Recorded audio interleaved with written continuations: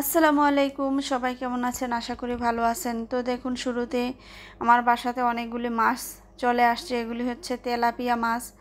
তো এই ভাগিনাটা হচ্ছে আমাকে ফোন দিয়েছিল যে মামানি, আপনি তো মাছের কথা সবসময় বলেন, এই মাছগুলি তেমন বড় না আবার ছোট না, এরকম তেলাপিয়া আসছে, এগুলি হাউজে ছাড়বেন কিনা।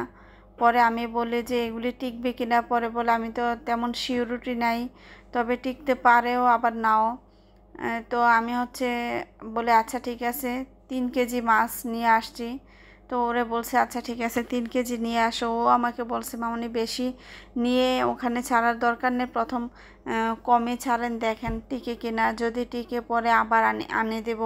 পরে হচ্ছে ও এসে নিজেই মাছগুলি হাউজে ছাড়তেছে। আমি অবশ্যই এখন মাছগুলি ছাড়তে চাইনি, আমি চাইছিলাম যে পানিটা একেবারে পরিষ্কার করে তারপর হচ্ছে নতুন মাছগুলি ছাড়বো। তো ভাগনাটা বলতেছে যে না মামি, মাছগুলি তো এগুলি বেশি পানির মধ্যে থাকতে হয়, না হয় মারা যাবে, আমি একটু অক্সিজেন দিয়ে নিয়ে আসছি, তো এখনই ছেড়ে দিলে ভালো হয়, আপনি হাউজের পানিটা আমি যাওয়ার সাথে সাথে পাল্টিয়ে ফেললেন। তো আমি হচ্ছে আচ্ছা ঠিক আছে তাহলে তুমি এগুলি ছেড়ে দিয়ে যাও। তো ও নিজের হাতে গুনে গুনে হাউজে মাছগুলি ছাড়তেছে। তো এখানে সম্ভবত 41 বা 42টা মাছ হয়েছিল। তো হচ্ছে এখন একটা একটা করে ও ছাড়তেছে। তো আর পানিটা অনেক বেশি নোংরা হয়েছে আজকে পানিটা। এখনই মানে ও যাওয়ার পরে আমি মুরগির ঘরে যে কাজগুলি আছে ওগুলি করার পরে পানিটা আমি পাল্টিয়ে দেবো। আর দেখেন মাছগুলি দেখার পরে খুবই ভালো লাগতেছে। আসলে এখান থেকে আমি কোনো বেনিফিট পাবো বা আমি হচ্ছে এখান থেকে কোনো কিছু মাছ চাষবাস করে আমার ইয়ে করব, ওইটা আমার ধ্যান ধারণা না। বাস আমি দেখতে আমার ভালো লাগে, বাস ওই হিসাবটাই, আর অন্য কোনো কিছুই না। তো যাক, দেখেন অনেক সুন্দর লাগতেছে। যখন আমি পানিটা পাল্টিয়ে দেবো হয়তো পুরোপুরি দেখা যাবে। আর এদিকে দেখেন কার্টুন আমি এনে রেখেছি, ব্রুডিং করব, যে খাঁচার ভিতরে পাশে দিয়ে কার্টুন দিতে হবে।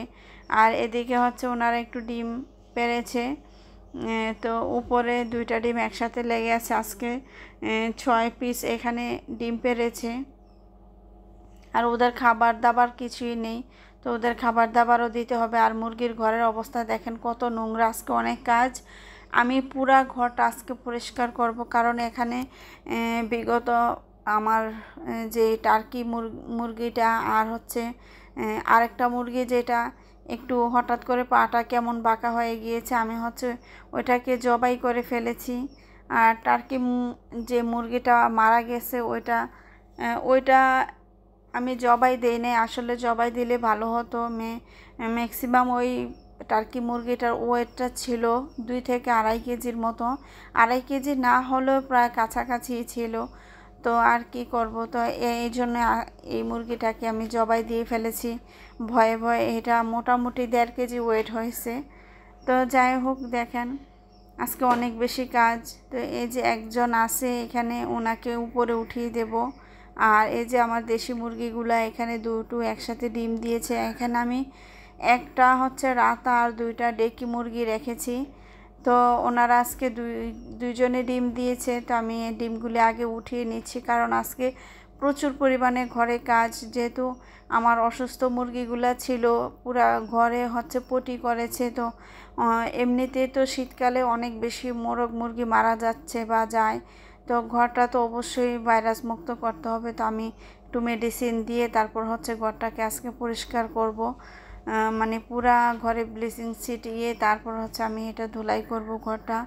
আর এদিকে আমি ডিমগুলি উঠিয়ে তারপরে হচ্ছে আমি ইয়ে করব, এই যে ঘরটা ধুয়ে ফেলবো। আর এদিকে দেখেন আমার মাশাল্লাহ কোয়েল পাখির ডিমগুলি আল্লাহ রহমতে অনেক, মানে যেটাকে বলে একদম পরিপূর্ণ, মাশাল্লাহ অনেক বড় সড়ই হয়েছে আল্লাহ রহমতে, খুবই সুন্দর লাগতেছে। তো দেখেন, তো আজকে দেখতে থাকুন আমি আজকে সারাদিন কি কাজ করি। এদিকে দেখেন মানে সমস্ত জায়গায় শুধু ময়লা আর ময়লা। তো বাচ্চাদের এক্সাম চলতেছে, যার কারণে ওইভাবেও সময় দিতে পারতেছি না। তো মুরগিকে এখন আমি খাওয়া দাওয়া খাইয়ে বা ওদের পানি খাবার দিয়ে আর এখান থেকে ট্রান্সফার করে এই যে এদিকে নিয়ে আসলাম। পাহাড়ি যেগুলা পাহাড়ি মুরগি এগুলা এখানে রেখে দিলাম। আর হচ্ছে এখন দেখেন আমার ঘরে পুরা বন্যা বন্যার পানি চলে আসছে। তো আমি এতক্ষণ ভিডিও করি নাই, কারণ আমি উপরে বা টার্কি মুরগির খাঁচাটা সবগুলি ধুইছি, ধুয়ে তারপর ঝাড়ু দিয়ে উপর সাইডটা একদম পরিষ্কার করে ফেলেছি। এই খাঁচাটা যেহেতু এদিকে নিয়ে আসছি, তখন হচ্ছে আমি এই ফ্লোর মানে উপরের যে ফ্লোরটা এটা আমার ধোয়া হয় নাই, কারণ খাঁচাটা তো বড়, টার্কি মুরগির খাঁচাটা ছিল কোয়েল পাখির জায়গাটা। তো ওই কোয়েল পাখির নিচটা বা যে জায়গাটা রাখা হয়েছে এই জায়গাটা ধোয়া হয় না, ভাইরাস ছিল। তো আমি হচ্ছে এখন আজকে একদম ঝাড়ু দিয়ে ইয়ে করে করে ধুইতেছিলাম। তো আজকে ট্রেগুলা ধুবো। আর সর্বপ্রথমে আমি ঘরটা ধুয়ে তারপর হচ্ছে খাঁচার যে ট্রেগুলি আছে এগুলি আমি সবগুলি ধুইছি। ধোয়ার পরে হচ্ছে যে হাউজের পানিটা আমি ছেড়ে দিয়েছি, যেটা নিচে পানি ছিল আমি হচ্ছে সমস্ত গাছে বালতি দিয়ে নিয়ে তারপর হচ্ছে দিয়ে দিলাম। আর দেখেন কিছুক্ষণের মধ্যে সাদা সাদা যেগুলো দেখতে পাচ্ছেন এগুলি মাছগুলি অনেকগুলা মাছ মারা গিয়েছে, মানে মারা ধরেন আর 12 পিস আছে 41 পিস থেকে। তো সবগুলি মারা গিয়েছে, হয়তো বা পানিটা নোংরা ছিল যার কারণে এতটুকু টাইমে ধরেন হবে 3 থেকে 4 ঘন্টা সময় হবে। তো তার ভিতরে হচ্ছে মাছগুলি মারা গিয়েছে, দুঃখের বিষয়, আর কি করার কিছুই নেই। তো আজ এ পর্যন্তই। আসসালামু আলাইকুম।